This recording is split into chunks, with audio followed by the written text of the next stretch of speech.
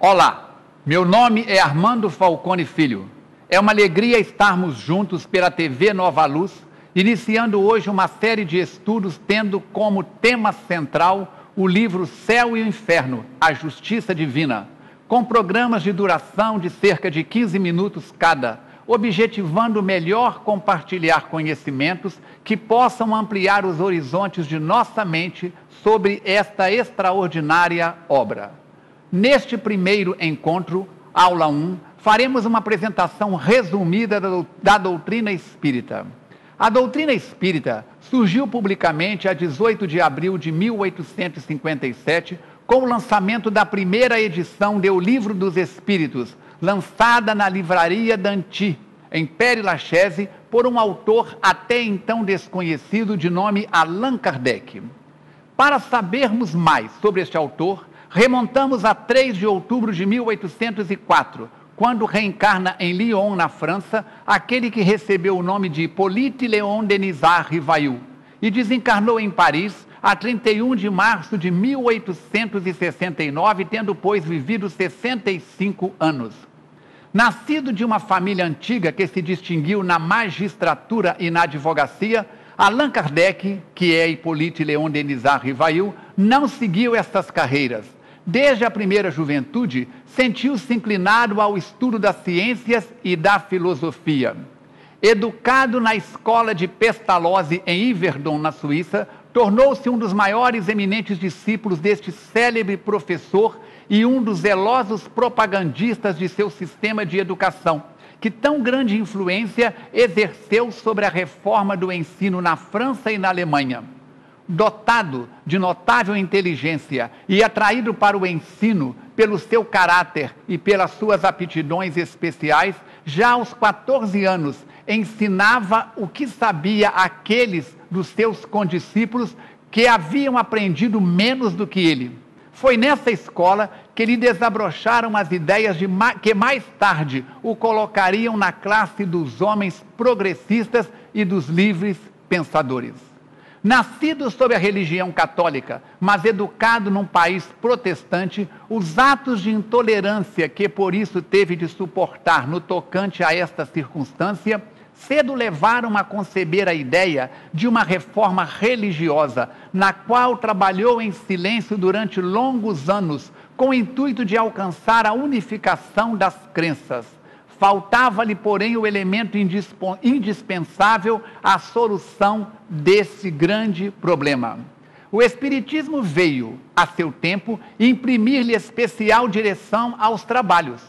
Concluídos seus estudos, voltou para a França, conhecendo a fundo a língua alemã, traduzia para a Alemanha diferentes obras de educação e de moral, e, o que é muito característico, as obras de Fénelon, que o tinham seduzido de modo particular.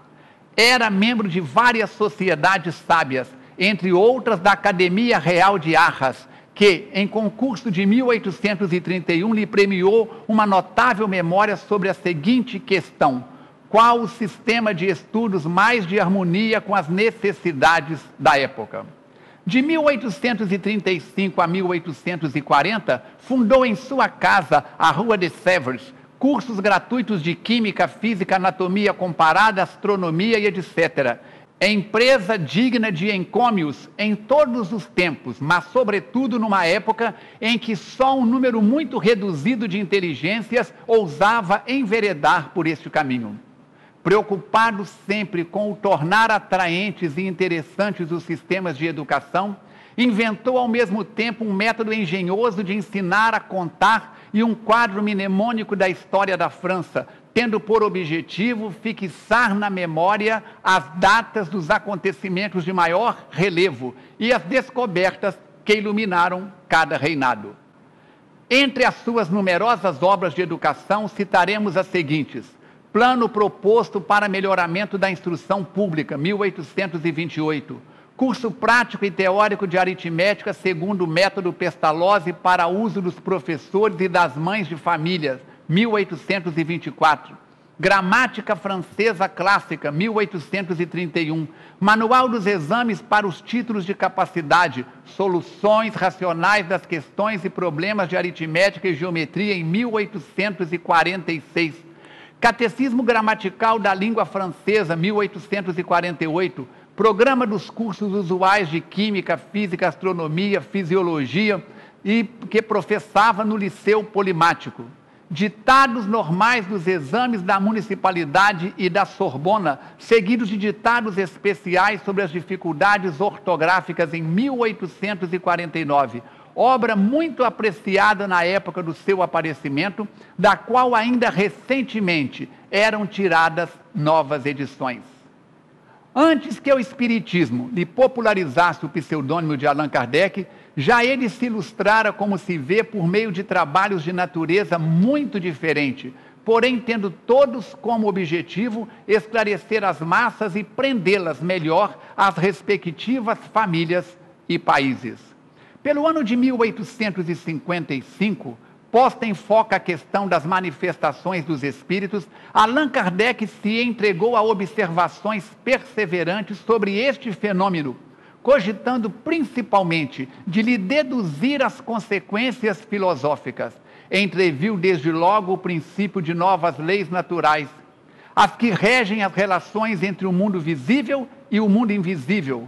Reconheceu na ação deste último uma das forças da natureza, cujo conhecimento haveria de lançar luz sobre uma imensidade de problemas tidos por insolúveis, e lhe compreendeu o alcance do ponto de vista religioso. Suas obras principais sobre esta matéria são o Livro dos Espíritos, referente à parte filosófica, e cuja primeira edição, como comentamos, apareceu a 18 de abril de 1857. O Livro dos Médiuns, relativos à parte experimental e científica, janeiro de 1861. O Evangelho segundo o Espiritismo, concernente à parte moral, abril de 1864. O Céu e o Inferno, ou a Justiça de Deus, segundo o Espiritismo, agosto de 1865. A Gênese, os Milagres e as Predições, janeiro de 1868. Lançou a Revista Espírita, Jornal de Estudos Psicológicos, periódico mensal, começando a 1º de janeiro de 1858. Fundou em Paris a primeira sociedade espírita regularmente constituída, sob a denominação de Sociedade Parisiense de Estudos Espíritas, cujo fim exclusivo era o estudo de quanto possa contribuir para o progresso da nova ciência. Allan Kardec se defendeu com inteiro fundamento de coisa alguma haver escrito debaixo da influência de ideias pré-concebidas ou sistemáticas. Homem de caráter frio e calmo, observou os fatos e de suas observações deduziu as leis que os regem. Foi o primeiro a apresentar a teoria relativa a tais fatos e a formar com eles um corpo de doutrina metódico e regular. Demonstrando que os fatos erroneamente qualificados de sobrenaturais se acham submetidos a leis, ele os incluiu na ordem dos fenômenos da natureza, destruindo assim o último refúgio do maravilhoso e um dos elementos da superstição. Durante os primeiros anos em que se tratou de fenômenos espíritas, estes constituíram antes objeto de curiosidade do que de meditações sérias. O Livro dos Espíritos fez que o assunto fosse considerado sob aspecto muito diverso.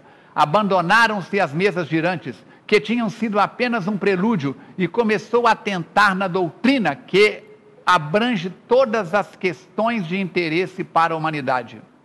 Data de aparecimento do Livro dos Espíritos, a fundação do Espiritismo, que até então só contara com elementos esparsos, sem coordenação, e cujo alcance nem toda a gente pudera compreender. A partir daquele momento, a doutrina prendeu a atenção de homens sérios e tomou rápido desenvolvimento. Em poucos anos, aquelas ideias conquistaram numerosos aderentes em todas as camadas sociais e em todos os países. Este êxito, sem precedentes, decorreu sem dúvida da simpatia que tais ideias despertaram, mas também é devido em grande parte à clareza com que foram expressas, o que é uma das características dos escritos de Allan Kardec. Evitando as fórmulas abstratas da metafísica, ele soube fazer que todos o lessem sem fadiga, condição essencial à vulgarização de uma ideia. Sobre todos os pontos controversos, sua argumentação de cerrada lógica, pouco em Sanchas, oferece a refutação e predispõe à convicção. As provas materiais que o Espiritismo apresenta da existência da alma e da vida futura tendem a destruir as ideias materialistas e panteístas. Um dos princípios mais fecundos desta doutrina e que deriva do precedente é o da pluralidade das existências, já entrevisto por uma multidão de filósofos antigos e modernos, e nestes últimos tempos, por Jean Renaud, Carlos Fourier, Eugênio Sui e outros. Conservara-se, todavia, em estado de hipótese e de sistema, enquanto o Espiritismo lhe demonstrara a realidade e prova que neste princípio reside um dos atributos da humanidade.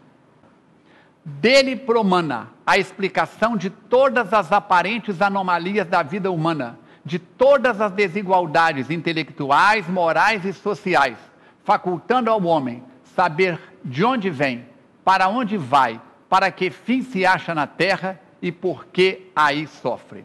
Na introdução do livro O que é o Espiritismo, na parte final da introdução, vamos encontrar quando Allan Kardec pergunta o que é o Espiritismo.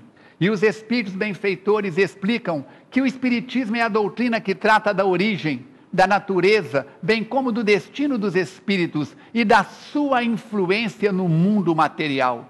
Este é o objetivo do nosso encontro. A cada programa, buscaremos oferecer a você essa oportunidade, não mais céu e inferno no conceito teológico, mas estados vibracionais da alma. Você merece ser mais feliz, eu mereço ser mais feliz, nós merecemos a felicidade plena, conseguida passo a passo. Este é o nosso objetivo. Raciocínio lógico, com base em Allan Kardec, para entendermos melhor Jesus e melhor utilizarmos todo o nosso potencial. Agradecendo a sua participação, desejamos que você tenha um dia de muita paz, momentos de equilíbrio e possa adquirir ao livro O Céu e o Inferno e ampliar os horizontes da sua mente. Ajude-nos a divulgar a TV Nova Luz nas suas redes sociais, nos seus contatos, para que juntos, modificando-nos, possamos influenciar no reequilíbrio do planeta Terra. Saúde e paz, fiquem com Deus.